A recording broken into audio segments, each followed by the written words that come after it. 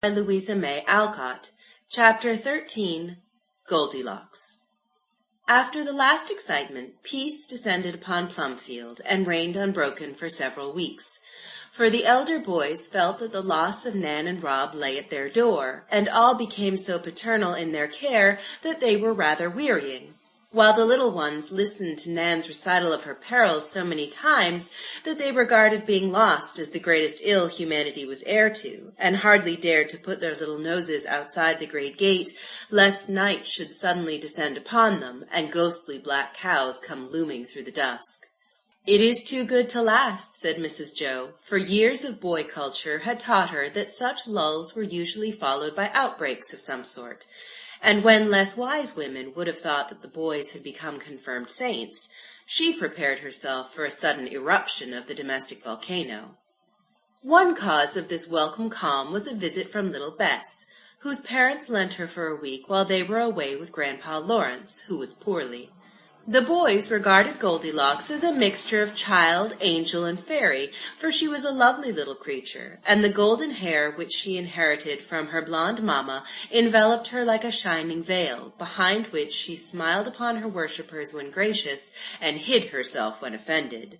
Her father would not have it cut, and it hung below her waist, so soft and fine and bright that Demi insisted that it was silk spun from a cocoon. Everyone praised the little princess, but it did not seem to do her harm, only to teach her that her presence brought sunshine, her smiles made answering smiles on other faces, and her baby griefs filled every heart with tenderest sympathy.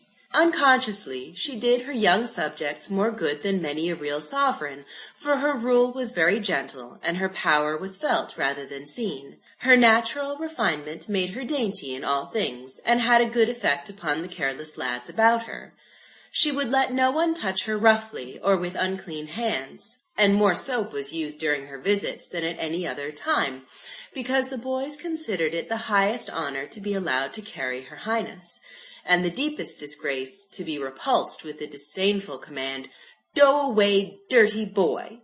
Loud voices displeased her, and quarreling frightened her, so gentler tones came into the boyish voices as they addressed her, and squabbles were promptly suppressed in her presence by lookers-on if the principals could not restrain themselves.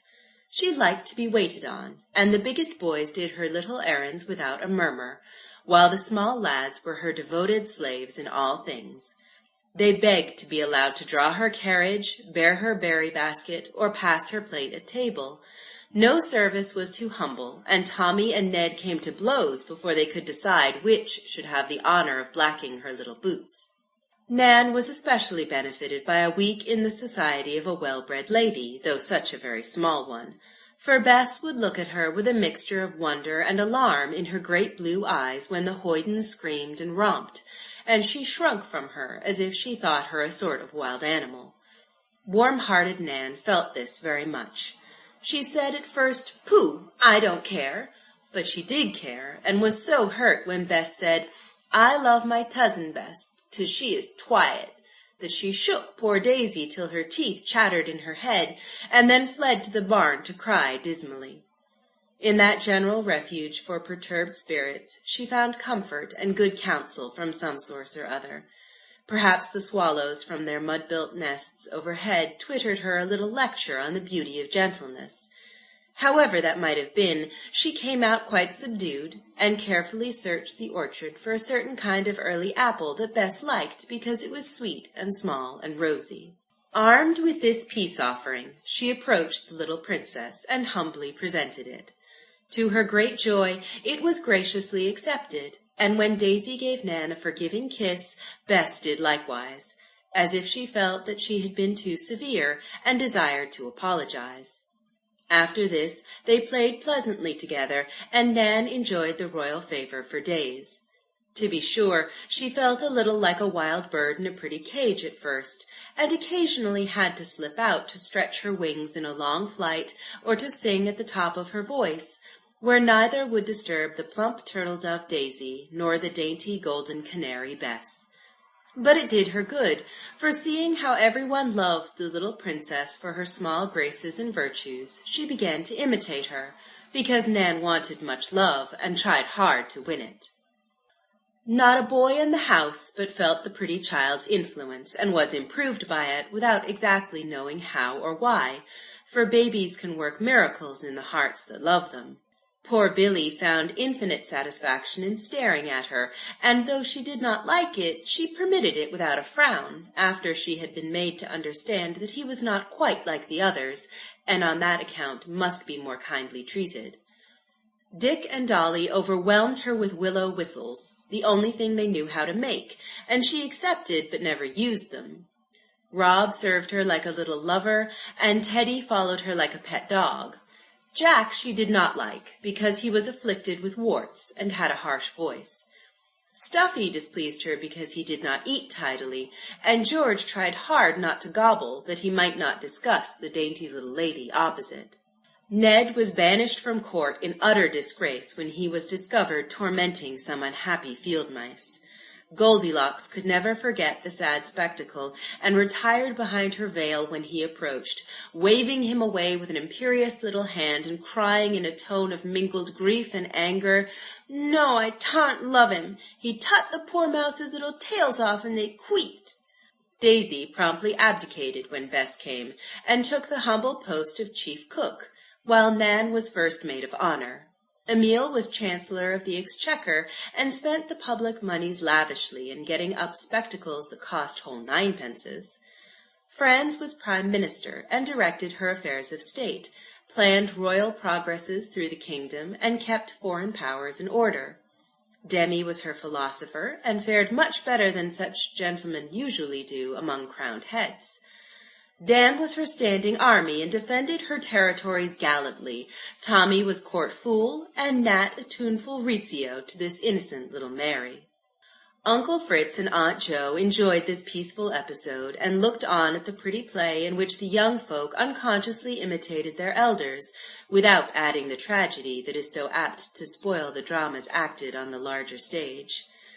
"They teach us quite as much as we teach them," said Mr. Bear. "Bless the dears, they never guess how many hints they give us as to the best way of managing them," answered Mrs. Jo. "I think you were right about the good effect of having girls among the boys. Nan has stirred up Daisy, and Bess is teaching the little bears how to behave better than we can. If this reformation goes on as it has begun, I shall soon feel like Dr. Blimber with his model young gentleman," said Professor, laughing, as he saw Tommy not only remove his own hat, but knock off Ned's also, as they entered the hall where the princess was taking a ride on the rocking horse, attended by Rob and Teddy astride of chairs, and playing gallant knights to the best of their ability. "You will never be a Blimber, Fritz. You couldn't do it if you tried, and our boys will never submit to the forcing process of that famous hotbed.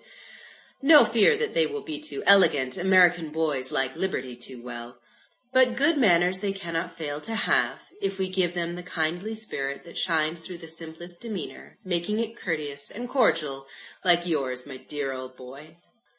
"Tut, tut, we will not compliment, for if I begin you will run away, and I have a wish to enjoy this happy half-hour to the end."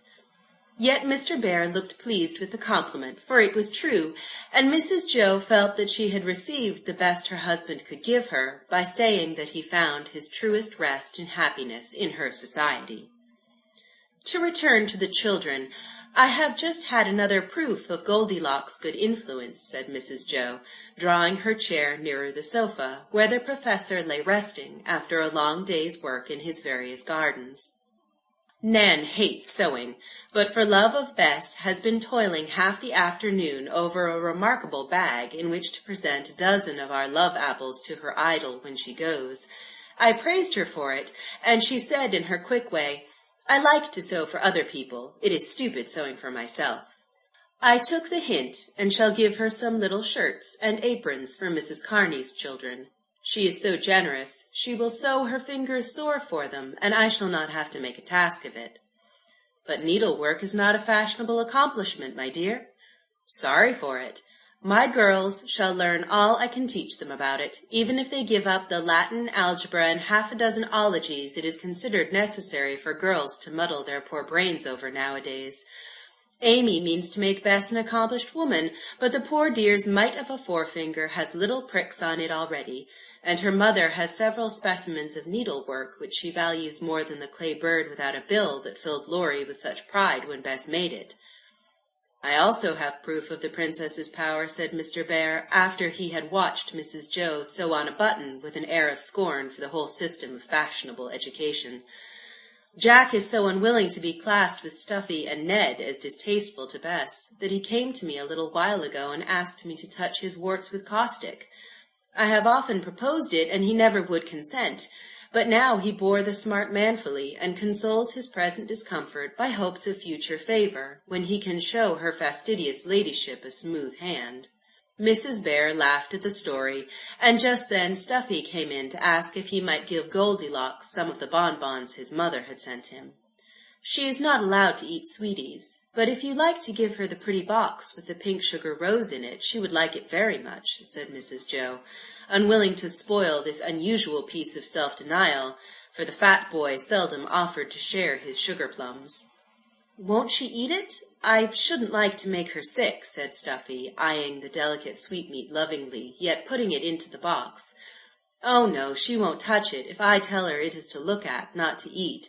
She will keep it for weeks and never think of tasting it. Can you do as much? I should hope so. I'm ever so much older than she is, cried Stuffy indignantly. Well, suppose we try. Here, put your bonbons in this bag and see how long you can keep them. Let me count.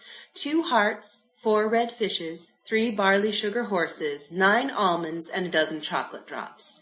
Do you agree to that? Asked sly Mrs. Joe, popping the sweeties into her little spool bag. Yes, said Stuffy with a sigh, and pocketing the forbidden fruit, he went away to give Bess the present, that won a smile from her and permission to escort her round the garden.